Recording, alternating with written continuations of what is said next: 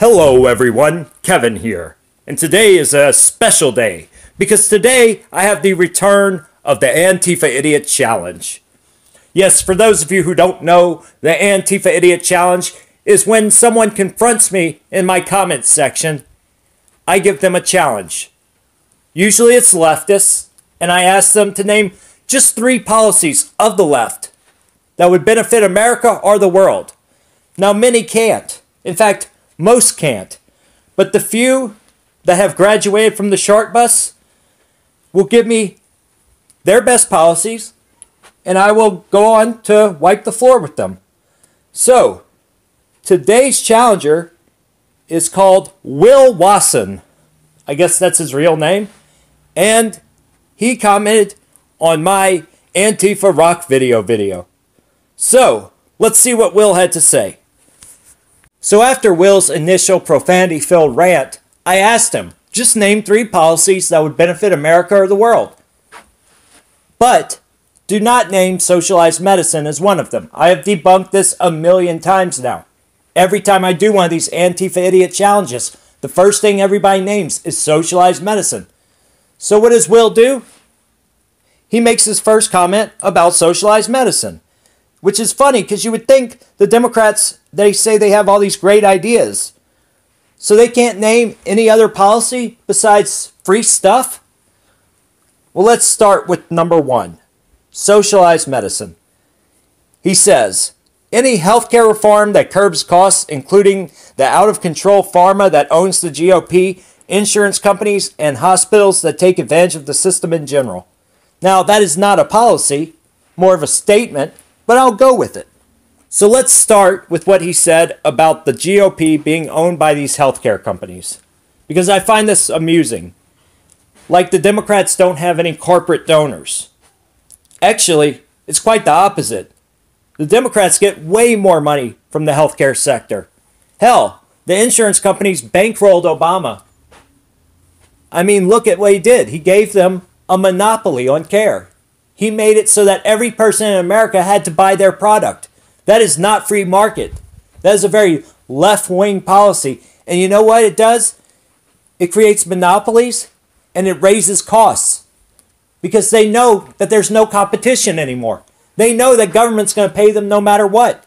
The same reason the VA fails. The VA gets way more money than any other hospital system in America. But they suck. I get free VA care for life, and I don't go because socialized medicine sucks. They have no interest in treating the person. You know, they have no motive to. There's no profit motive, and you might say, well, they want to care for people, right? That's what the left always says. People will do things because they care. People will work because they enjoy it.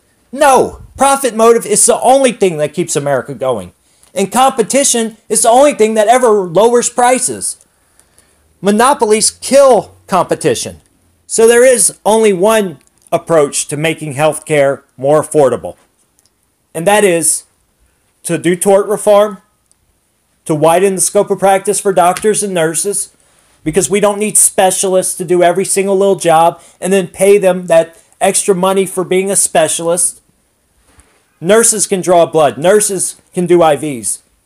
Hell, when I was in the Army, working in Iraq, I did pretty much everything a doctor does. There's no problem with that, okay? We have to have all these little things that are extra in the hospital because people are so afraid of lawsuits. And that kills competitiveness. On top of that, we need to do something about prescription drugs. I agree. We need to kill the patents that exist on prescription drugs. Do you see a theme here? It's all government interfering with the free markets that causes prices to go higher. I guess I'm done with this healthcare crap. All right, let's move on. Number 2, spending a little less money on military and a little more domestically. The boogeyman is out there, but not enough to justify spending more than the next 10 countries combined. 10 largest countries combined. Well, I agree with him. I don't think we should be spending so much money on the military. But I also don't think we should be spending so much money domestically. I don't think we should be spending money when we're in $20 trillion of debt, period. You see, I'm not going to lie. There are companies out there like Boeing, like Lockheed Martin, that lobby our lawmakers to pass huge spending bills for projects we do not need. But again, that's government, right? I do enjoy living in Empire. I mean, I'll tell you that. I've lived outside of Empire and it sucks. And you know what? All these countries he talks about, the 10 other countries combined, these European countries that the left love to say are so great, right? Sweden, Germany. If it wasn't for our military spending, those countries would have been wiped out by the USSR. All right? Those countries have these great social programs because we spend billions of dollars paying them to house our weapons, paying for their defense. We bear almost the whole burden of NATO. Now, the left like to believe that socialists and communists won't pursue empire, right? Well, wrong. The USSR is a perfect example of that. Cuba is a perfect example of that. All right, these countries that are run by communists, they want to be an empire just as much as we do here in America. And you know what? I don't want to give it to them because their version of empire, it is horrible. Our version's pretty damn great. Now, can we cut back on programs? Definitely. We shouldn't have paid billions of dollars on the F-35, right? Or the Osprey. The Osprey's a stupid little plane, a helicopter, whatever you want to call it. It's a piece of junk, okay? That said, we are facing a dangerous world right now. More and more, the country is on the brink of war with China, and we are not the aggressors. China uses North Korea as a proxy. And look, these people, given the chance, they would walk all over us. They would wipe us out. So don't be naive. So number 3 is by far my favorite. He really goes off on a tangent here, so we'll dissect it piece by piece. But I'll read you the whole thing first. Yes, the rich pay a little more of their share in taxes. Trickle-down economics has been disproven. Companies don't hire people because of tax cuts. They buy back stocks and give bonuses to board members. Companies hire when there is a higher demand for their goods and services. An indisputable argument for higher taxes follows. California was bankrupt under Arnold. Brown comes in and raises taxes on the rich. Everyone cried out that people would leave. A rich guy is not going to leave Malibu to go back to Detroit. The rich guy stayed under Brown since his election. California has a surplus and has survived the cut taxes and let trickle-down not work strategy. I don't know what that means. It's undisputable data. Undisputable data. So let's start with trickle-down economics having been disproven, because it has not. In fact, quite the opposite.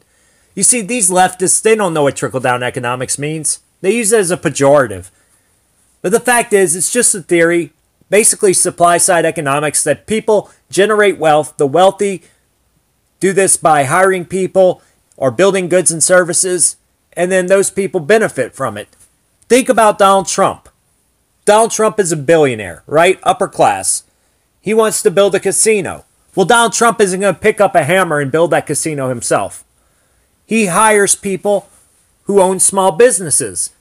The middle class. These business owners do things like HVAC, like plumbing, like the tile work. Those people hire laborers, the lower class. And everybody wins. They all make money. That is trickle-down economics. And all you have to do to see how great it is to go look around the world. Look at how people in Africa have iPhones. They have food and different medicines that we created here in America because somebody opened a business. You do not see communist countries that benefit the world like we have because of our wealth generation.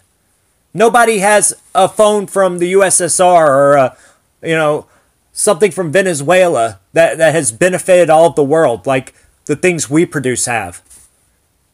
It's just, it doesn't happen, okay? So, trickle-down economics, it works. I think the left just have some weird idea of how it works, and they don't really understand it very well. Now, as far as tax cuts, let's move on to that, because that was the next thing he mentioned here. He said that companies don't hire people because of tax cuts. They buy back stock and give bonuses to board members. Companies hire people when there is a higher demand for the goods and services. Well, right there, he's proving that supply-side economics works, right? But really, companies do hire people because of tax cuts. And we've seen it. When Trump announced these tax cuts, companies started jumping on board to come back to the United States. Apple committed to build a new factory here. All over, we heard stories of companies giving pay raises to people. This works, guys. Tax cuts have been proven to work. And this guy's trying to say the opposite here. The fact is that when companies have more money, they have more money to invest in their employees and in research. You know, stagnation hurts, right? So just giving themselves bonuses for nothing, that's counterproductive. I think the left just don't understand business. That's the problem here. So now let me address this final portion of his last comment, the portion about California. He says that once Brown was elected and he raised taxes on the rich, everyone cried out that people would leave. A rich guy isn't going to leave Malibu to go back to Detroit. The rich guy stayed. Under Brown, since his election, California has a surplus and has survived to cut taxes and let trickle down not work. It's undisputable data. So, let's talk about indisputable data. Because the only thing he said that was indisputable is that Detroit sucks. You know, people are fleeing Malibu. People are fleeing all over California. And they are not going to Detroit. They are not going to any Democrat areas. Why would they? It's the same problem. When you talk about people fleeing California, California is ranked number 1 for an exodus of middle class and upper class families and individuals. You want to guess what the other 2 were? It was Illinois and New York. All blue, Democrat-controlled states. Now, you want to guess where they're going? I'll give you a hint. They're red states. Yes, Texas, Arizona, and where I live in North Carolina. That's where people are moving to. Now, California has been bringing in all these illegals on top of that. So you would think that's the most productive place in the world, that everything is just beautiful there. People are all generating wealth and it's, you know, kumbaya. At least if you believe the left, you would believe that. No, they are not benefiting California. In fact, despite bringing in all these migrants, despite raising taxes, California lost annual revenue of $27 billion this year. That is huge. California has a debt of over $100 million, and they have unfunded liabilities of almost $500 billion. California has record high poverty rates. They are seeing people leave because of these reasons. And you know what? Arnold Schwarzenegger was not the best governor. You know, I don't like neocons. I think that he was very left-wing too.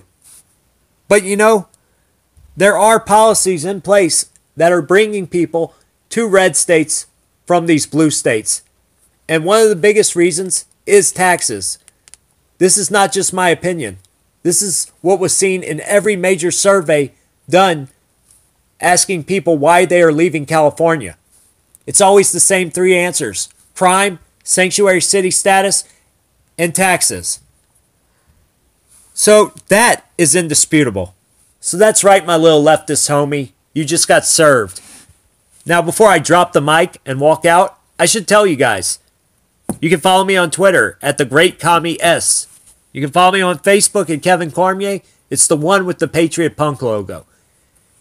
You can watch me on YouTube at this channel or on the Patriot Punk channel. Anyway, guys, I hope you enjoyed this video. I am outie.